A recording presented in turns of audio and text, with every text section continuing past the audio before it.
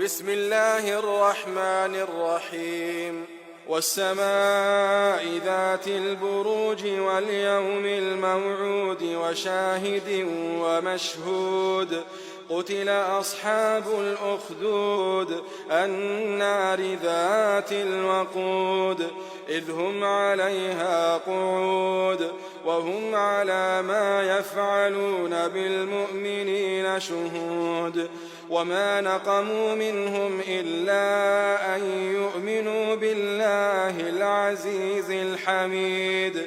الذي له ملك السماوات والأرض والله على كل شيء شهيد إن الذين فتنوا المؤمنين والمؤمنات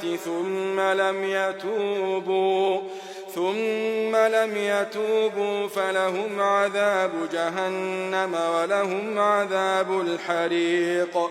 إن الذين آمنوا وعملوا الصالحات لهم جنات تجري من تحتها الأنهار